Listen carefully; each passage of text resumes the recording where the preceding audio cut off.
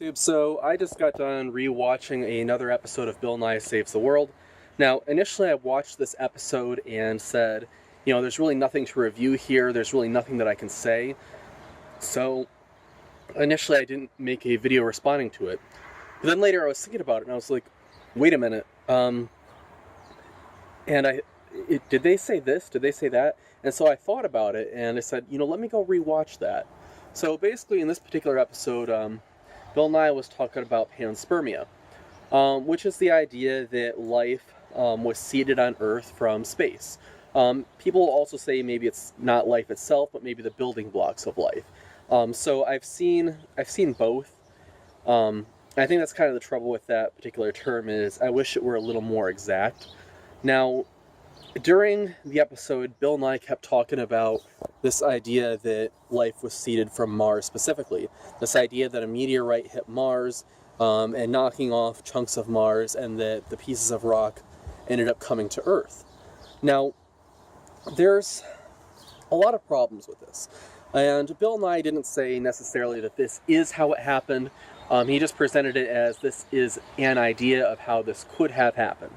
And if you believe in kind of an evolutionary worldview or even a general intelligent design worldview, as opposed to what I believe, which is biblical creation, then, that's possible. Because life had to come from somewhere, maybe the original life was seeded from space. Okay, fair enough. But the problem with this is, when you're talking about Mars specifically, there's no evidence that there's life on Mars. There's no evidence that there ever has been life on Mars. So, all of this is really more science fiction than it is science.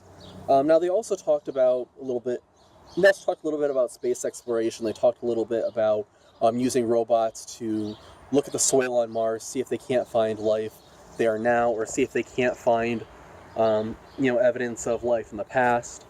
And, yeah, okay. And, I know that a lot of people will take issue with that. They view it as the waste of tax dollar money. My opinion on something like that is, if you're going to send a robot to Mars, I have no problem with people looking for life, as long as that's not the only thing you're doing. The reason being, you're spending tens or hundreds of billions of dollars with a B, and you're spending other people's money to do this. And, I am all for the space program. I'm in favor of exploring other planets. But if all you're doing is looking for life that, in all likelihood, is not there, then we have, then you're basically wasting a lot of money that could be used for other good uses, namely other forms of space exploration, actually getting a human colony set up on Mars. Now, real quick, I just want to say a couple things about Mars. From a biblical creation perspective, I personally think that Mars may have been set up for the specific purpose of allowing human beings to eventually set up a colony. So you think of a unfallen creation, a universe that had not been marred by sin, and you think of how the Earth would have been different. There's also the question of how would Mars have been different. Now, even if we don't believe for theological reasons that God created life elsewhere in space, which, there's theological reasons to think that Earth is the only place for life. Whether these are nails in the coffin or not is maybe something to unpackage in another video. But just from the perspective of biblical creation, imagine an unfallen Mars.